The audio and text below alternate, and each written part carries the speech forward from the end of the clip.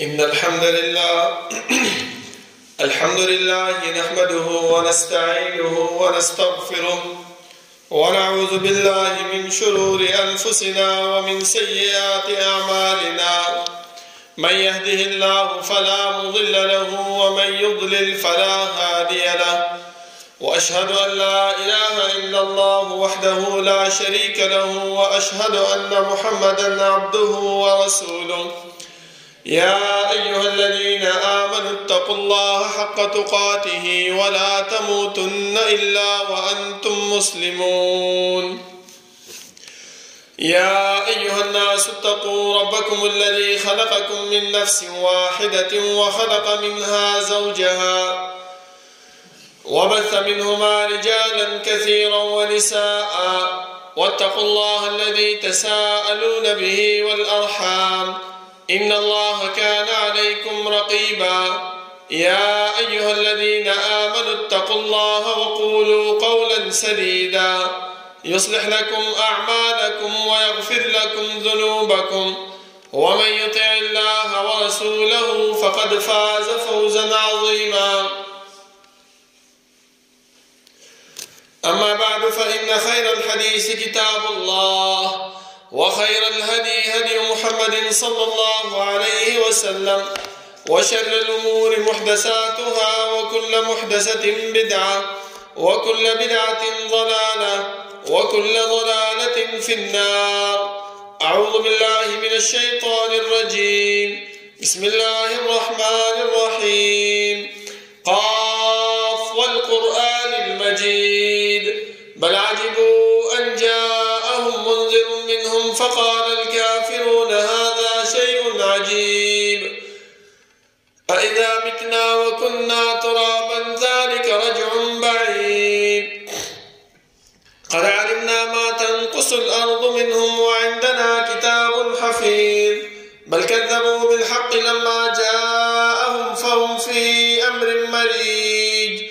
أفلم ينظروا إلى السماء فوقهم كيف بنيناها وزيناها وما لها من فروج.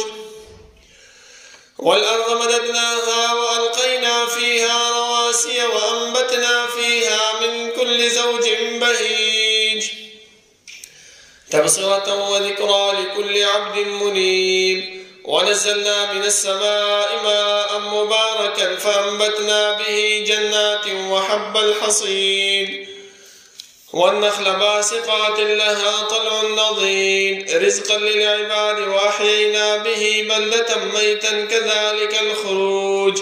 كذبت قبلهم قوم نوح وأصحاب الرس وثمود وعاد وفرعون وإخوان لوط وأصحاب الأيكة وقوم تبع كل كذب الرسل فحق وعيد. أفعينا بالخلق الأول بل هم في لبس من خلق جديد. ولقد خلقنا الإنسان ونعلم ما توسوس به نفسه ونحن أقرب إليه من حبل الوريد. إذ يتلقى المتلقيان عن اليمين وعن الشمال قعيد. ما يلفظ من قول إلا لديه رقيب عتيد. وجاءت سكرة الموت بالحق ذلك ما كنت منه تحيد. ونفخ في الصور ذلك يوم الوعيد. وجاءت كل نفس معها سائق وشهيد. لقد كنت في غفلة من هذا فكشفنا عنك غطاءك فبصرك اليوم حديد. وقال قرينه هذا ما لدي عتيد. ألقيا في جهنم كل كفار عنيد مناع للخير معتد مريب. الذي جعل مع الله إلها آخر فألقياه في العذاب الشديد. قال قرينه ربنا ما أطغيته ولكن كان في ضلال بعيد. قال لا تختصموا لدي وقد قدمت إليكم بالوعيد. ما يبدل القول لدي وما أنا بظلام للعبيد. يوم نقول لجهنم هل امتلأت وتقول هل من مزيد. وأزلفت الجنة للمتقين غير بعيد. هذا ما توعدون لكل أواب حفيظ. من خشي الرحمن بالغيب وجاء بقلب منيب. ادخلوها بسلام ذلك يوم الخلود لهم ما يشاءون فيها ولدينا مزيد وكم أهلكنا قبلهم من قرن هم أشد منهم بطشا فنقبوا في البلاد هل من محيص إن في ذلك لذكرى لمن كان له قلب أو ألقى السمع وهو شهيد ولقد خلقنا السماوات والأرض وما بينهما في 6 أيام وما مسنا من لغوب فاصبر على ما يقولون وسبح بحمد ربك قبل طلوع الشمس وقبل الغروب ومن الليل فسبحه وأدبار السجود واستمع يوم ينادي المناد من مكان قريب يوم يسمعون الصيحة بالحق ذلك يوم الخروج إنا نحن نحيي ونميت وإلينا المصير يوم تشقق الأرض عنهم سراعا ذلك حشر علينا يسير نحن أعلم بما يقولون وما أنت عليهم بجبار فذكر بالقرآن من يخاف وعيد اللهم صل على محمد وعلى آل محمد كما صليت على إبراهيم وعلى آل إبراهيم إنك حميد مجيد اللهم بارك على محمد وعلى آل محمد كما باركت على إبراهيم وعلى آل إبراهيم إنك حميد مجيد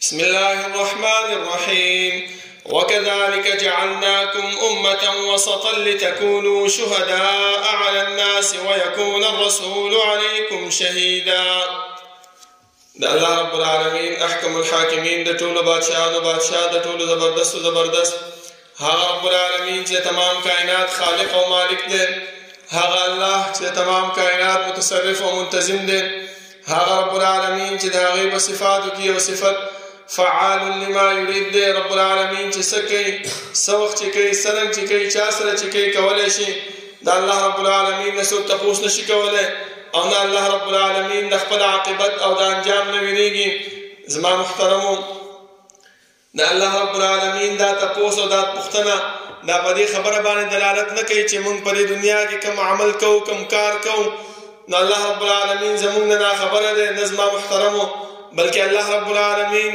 چې زمونږ دا تاسو کوي زمونږ دا پوښتنه کوي دا په دې وجه باندې چې زمونږ د دنیا دا ماحول له چې کله کم یو انسان کم جرم وکي کم غلط کار وکي نو سم دستی د هغه نه منکر کیږي نو چې کله مشر تلار شي کله عدالت تلار شي نو هغه د خپل جرم نه منکر شي نو چې کله الله رب العالمین دا مشرک بنده دا نافرمان بنده خپل مخ ته ودرې او هغه ته وایي چې بنده دا عمل دکړو دا عمل دکړو دا انسان په هغه وخت کې انکار وکي منکر بشي دا الله رب العالمین موږ سره کرام کاتبین مقرر کړی دي دغه کرام کاتبین زموږ هر خبره هر وینا هر عمل هغه زموږ لیکي چې سبا موږ د الله رب العالمین مخ ته د خپل اعمالو نه منکر نشو او الله رب العالمین موږ ته وایي چې واره د خپل عمل نامه وګوره تا په دنیا کې په دغه ورځ باندې په دغه ټیم باندې په دغه وخت کې دا عمل دکړه دا عمل دکړه ده نظم محترم انسان بیا د هغه وخت کې د خپل اعمالو نه منکر کېدی هم نشي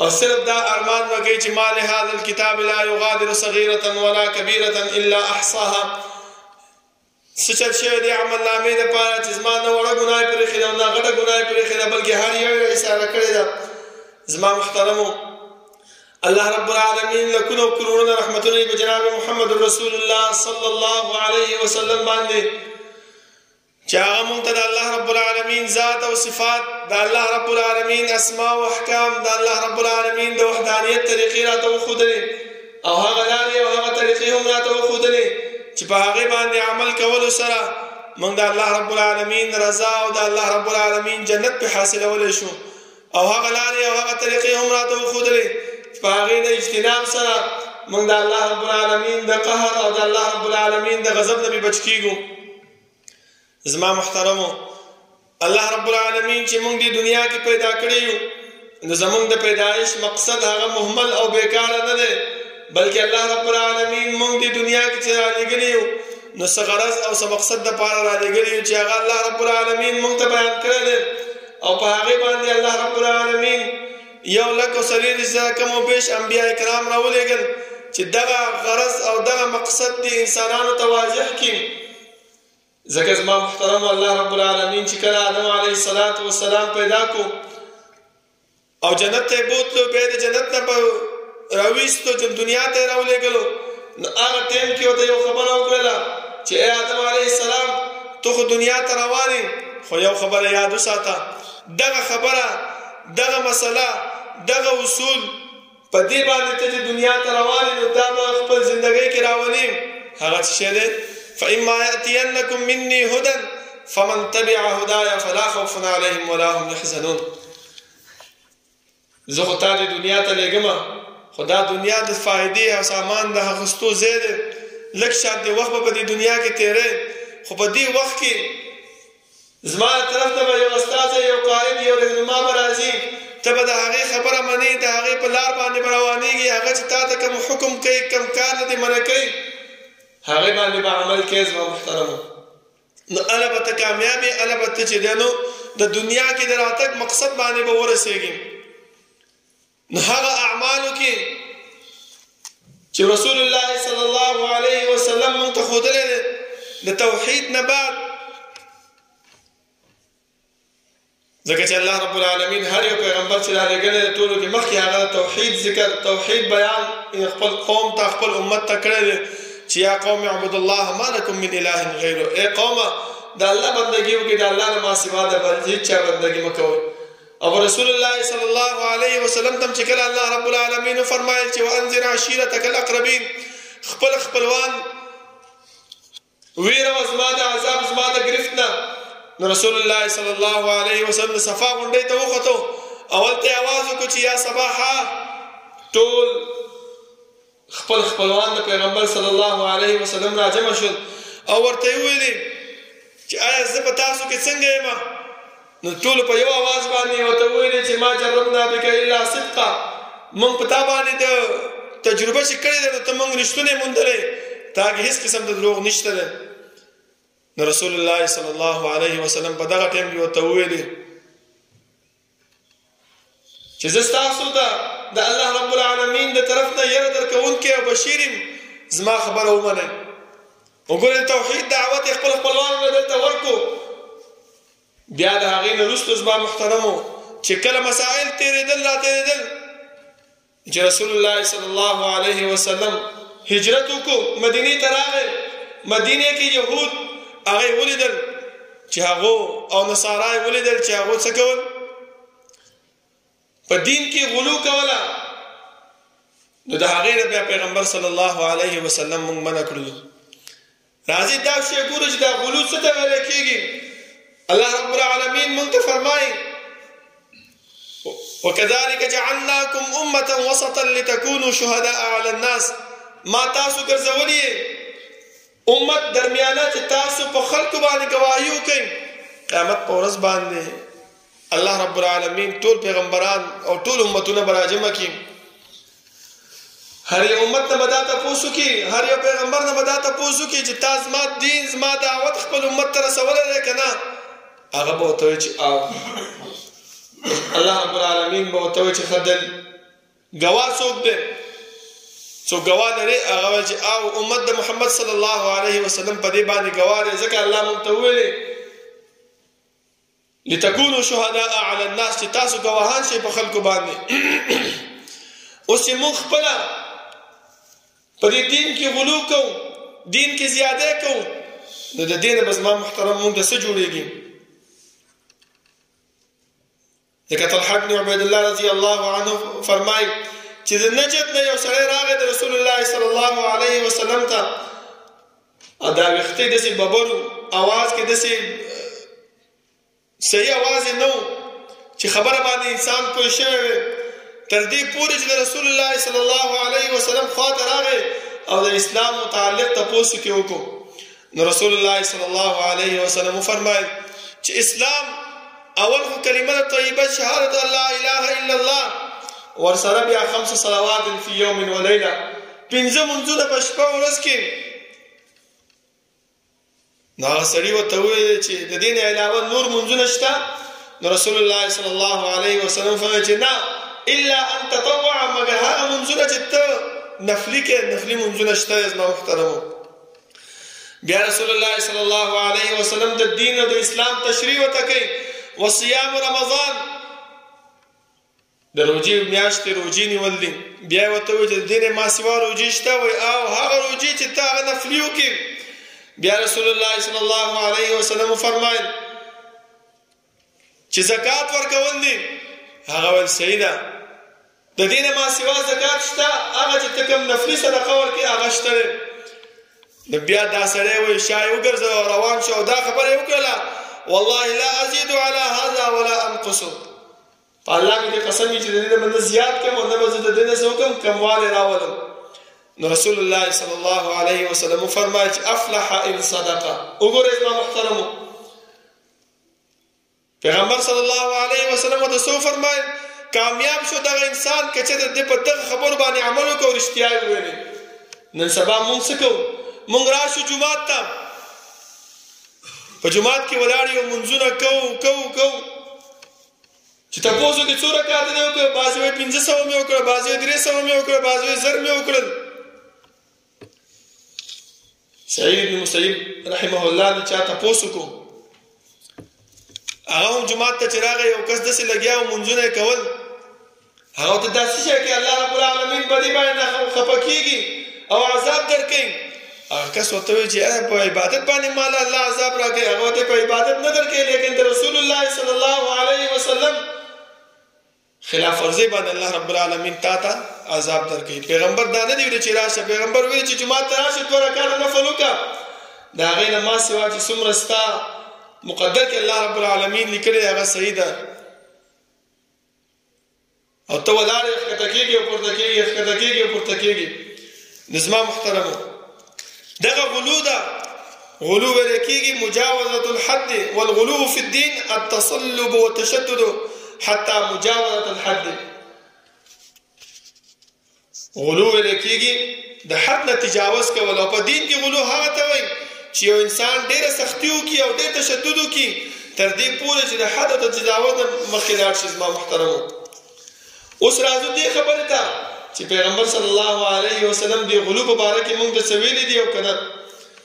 رسول الله صلی الله علیه وسلم موږ د غلو نه منع کړي یو چې ایاکم والغلو فی الدین فانما اهلک من کان قبلکم الغلو فی الدین. ځان وساتئ د زیادت او د تشدد نه په دین کې ځکه ستاسو نه مخکې چې کوم امت تېر شوی دی کوم امتونه راغلي دي هغو هم په غلو په فی الدین کې تباه شوي وو. د دې یو څو صورتونه زما محترمو دا غلو په دین کې څنګه راځي؟ الله رب العالمین او د هغه پیغمبر صلی الله علیه وسلم موږ ته بیان کړی دي چې یو خو د رسول الله صلی الله علیه وسلم او د انبیاء کرامو په منځ کې غلو کول د نیکانو د صالحینو په منځ کې غلو کول. لکه تاسو وګورئ یهودیانو الله رب العالمین فرمایي چې قالت اليهود عزير ابن الله وقالت النصارى المسيح ابن الله. عزیر علیہ السلام د الله رب العالمین زوی ته درجه ورکړله او د عیسی علیه السلام ته د الله رب العالمین د زوی درجه ورکړله.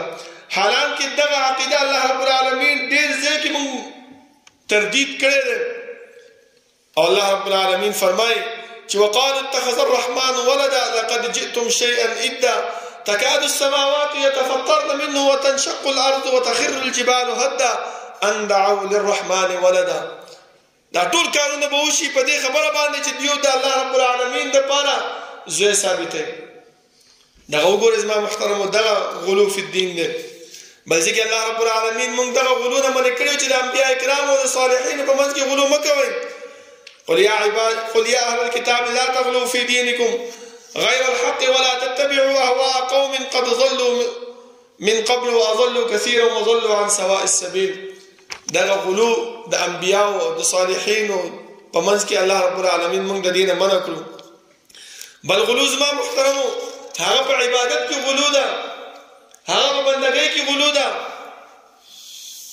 ځکه بعضې خلک دومره غلو وکړي دومره ځان ورننه باسي چې د هغه غلو په وجه باندې د هغه نیکۍ نه د هغه ثواب نه هغه رستو شي. زما محترمو لکه تاسو وګورئ الله رب العالمین او د هغه پیغمبر صلی الله علیه وسلم په سفر کې د روزي ممانعت کړی دی چې روزه په تا باندې سخت شي، نو په سفر کې هغه ته مات کا. فمن كان منكم مريضا او على سفر فعدة من ايام اخر. دا الله رب العالمین دی طرفنا حکم دی. بس یو انسان راضی او دا خبره کوي چې نه یره سلې ماتوما پرې د بزان باندې بلګه سخته تیر کوم، لږ تکلیف په ځان باندې تیر کوم، مال به ثواب ملاوي شي. نظم محترم او دا د ثواب نه ما سیوا الټا دا الله رب العالمین دی طرفنا عذاب دی. ولی مونږ د الله او د الله د پیغمبر صلی الله علیه وسلم تابعداري نه کوو، دا هغه حکم نه بچا کوو، دا هغه حکم خپل په ژوندۍ کې نه راولو. که ارسنو مونږ دا وایو چې یاره سختی را خیر ده، سختی به برداشت کم، دغه سختی باندې الله اجر نه ورکوي، بلکې الله رب العالمین مزید انسان رانیسي په دې سختی باندې.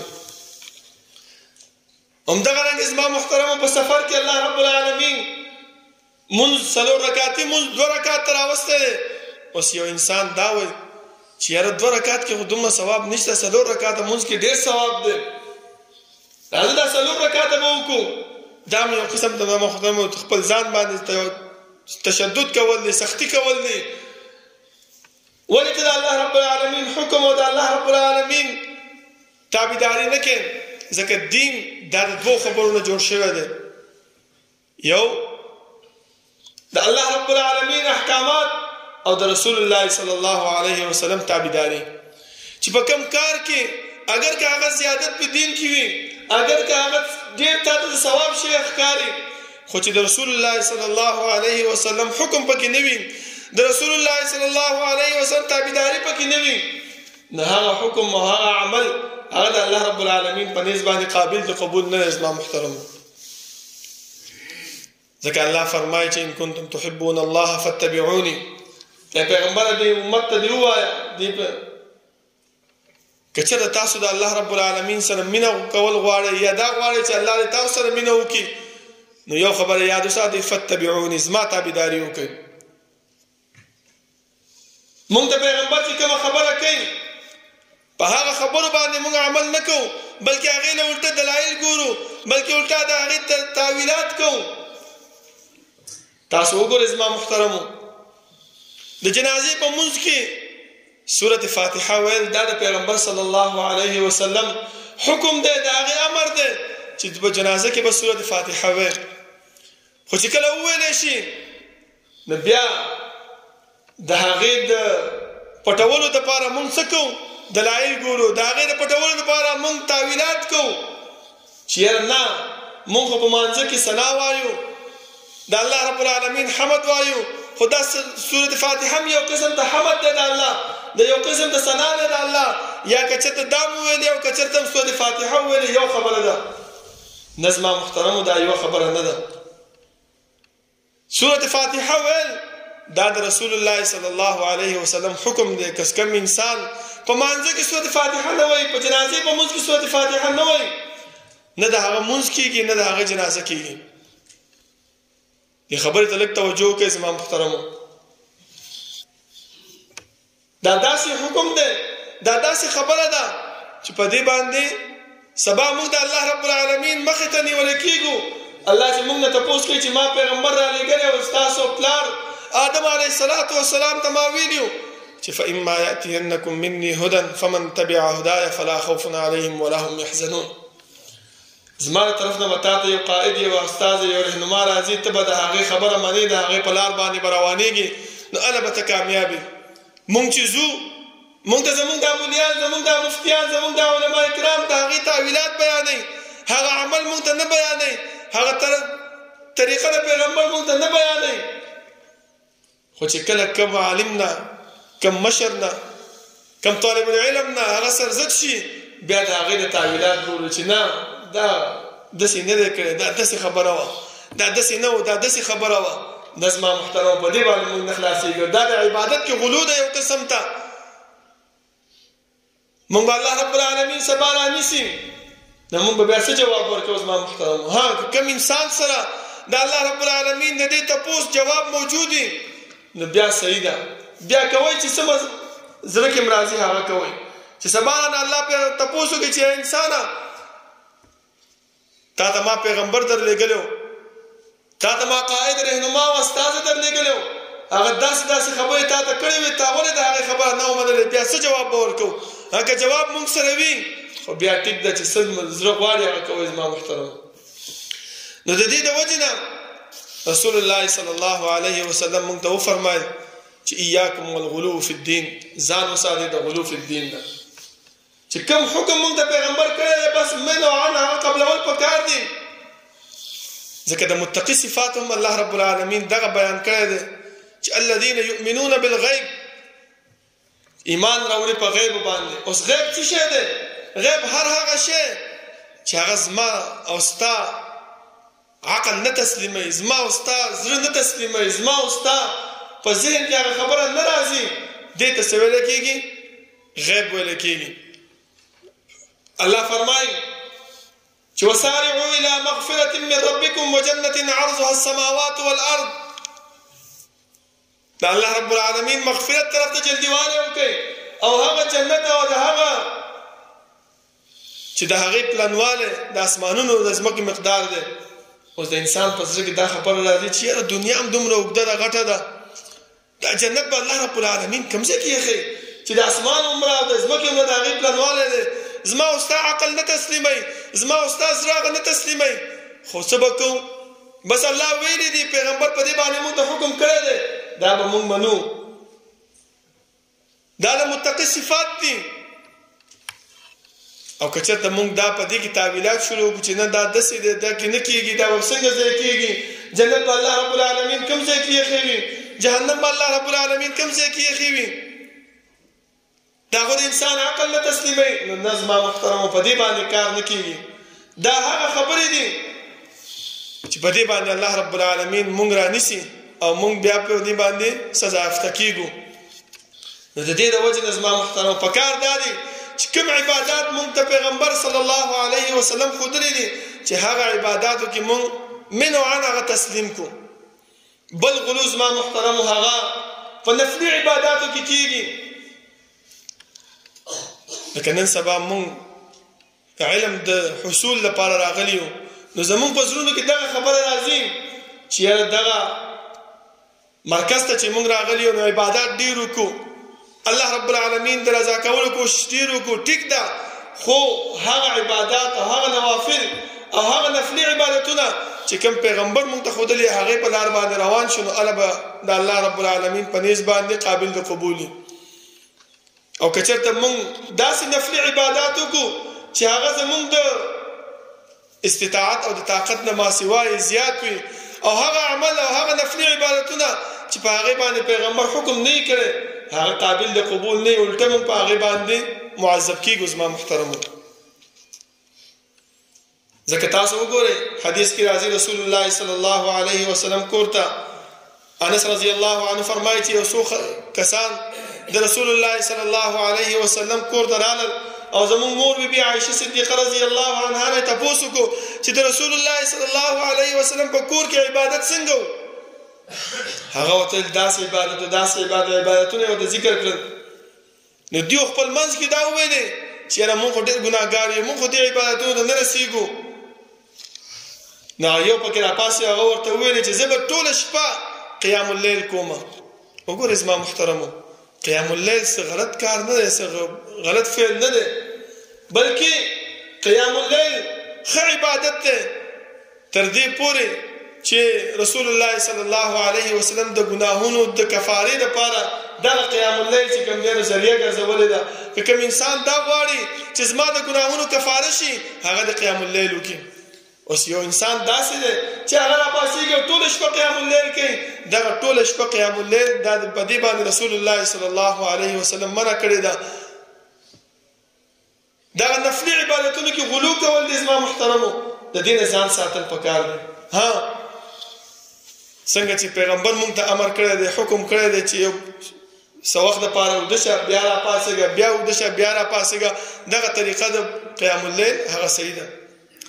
بل راپاسې هغه وته زه به همیشه روژه نیسم او کله به مې افطار نه کوم. درېیم راپاسې هغه وویلې چې زه به د ښځو نه ځان لرې ساتم او واده به نه کوم.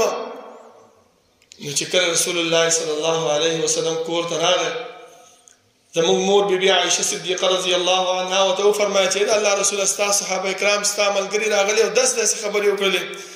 نو رسول الله صلی الله علیه وسلم جمعات ته لاړو او ویلې اما والله انی لاخشاکم لله واتقاکم له. په دې خبره باندې ځان پوه کړئ چې زه تاسو د الله رب العالمین په باره کې ډېر زیات یریږم او ډېر زیات تقوا والا یم. ولکنی اصوم وافطر، زه روژه هم نیسم او افطار هم کوم.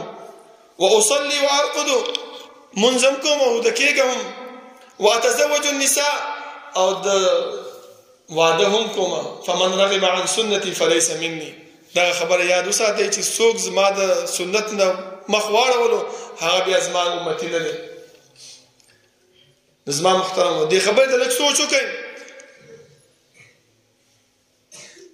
چې ډېر عبادتونه مونږ کوو، ډېر منځونه مونږ کوو، ډېر قیام اللیل مونږ کوو، خو چې د رسول الله صلی الله علیه وسلم او د الله رب العالمین حکم په هغې کې موجود نه وي هغه قابل د قبول نه دی. الله رب العالمین نه دعا ده چې الله رب العالمین دې د عمل کولو توفیق راکړي او الله رب العالمین دې د غلو فی الدین نه مونږ وساتي او هغه اعمال د الله رب العالمین زمونږ نه واخلي چې هغه مونږ ته د جنت ته تلو ذریعه وګرځېږي او د جهنم نه مونږ لرې کړي. اقول قولي هذا واستغفر الله لي ولكم ولسائر المسلمين.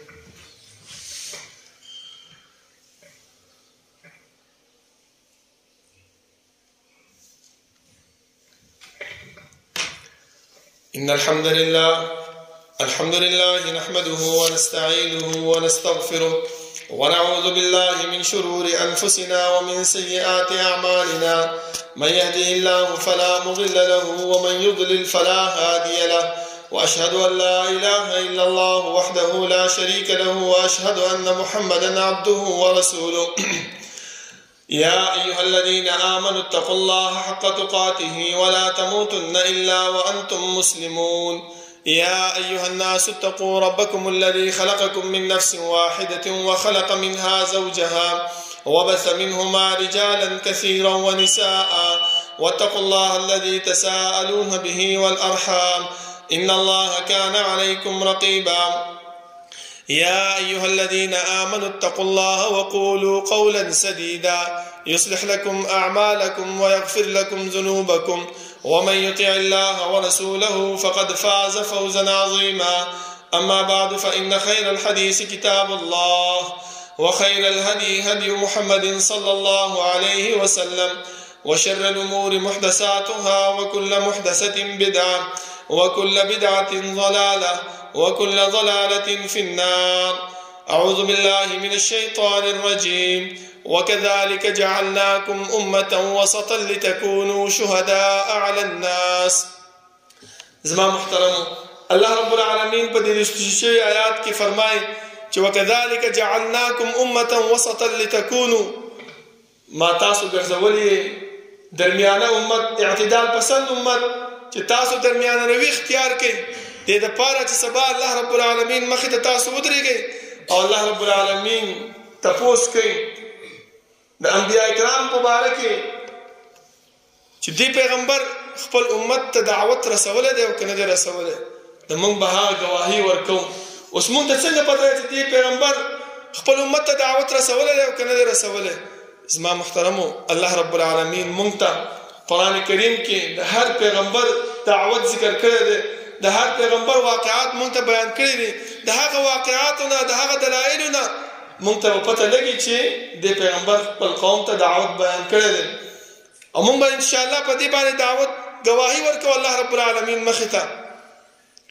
نو پکار دا دی چې کله بیا موږ خپله په دین کې غلو شروع کړو، زیاتی شروع کړو، سختي شروع کړو، نو بیا به څه کوو زما محترمو؟ بل قسم غلو هغه په خپل ځان باندې زیاتی کول دي. لکه یو انسان دا خبره وکړي چېرې زه به ټول عمر دې جومات کې ناست یم او د دې نه به بهر نه وځم، دا هم یو سختي ده په خپل ځان باندې. یا یو انسان دا خبره وکړي چې زه به ټوله ورځ ولاړ یم کښېنم به نه، یا یو انسان دا خبره په ځان باندې راولي چې زه به ټوله ورځ که هغه اوړی که هغه جمع زه به نور کې ولاړ یم سولې ته به نه ځم. نو زما محترمو دا هم یو قسم د غلو په خپل ځان باندې، په دې باندې الله رب العالمین انسان نیسي. د دې نه هم موږ پیغمبر صلی الله علیه وسلم منع کړي. همدغه شان د زما محترمو زیات سوالات کول چې الله رب العالمین موږ ته یو حکم بیان کړی دی او په هغه حکم کې موږ تجاوز کوو، سختی کوو. لکه د بني اسرائیل واقعه ستاسو مخې ته پرته ده چې الله رب العالمین هغو ته وفرمایل چې تذبحوا بقره، تاسو یو غوا حلاله کړئ. نو بس یو غوا وه، مفسرین فرمایي چې هره غوا دې رانیولې وه، حلاله کړې وه، نو د الله رب العالمین حکم تکمیل او د هغې پورووالی به یې کړی وی.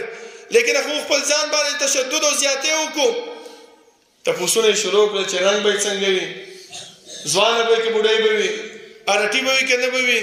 دا خبرې چې شروع کړې نو الله رب العالمین په هغې باندې ښه خبره سخته کړله.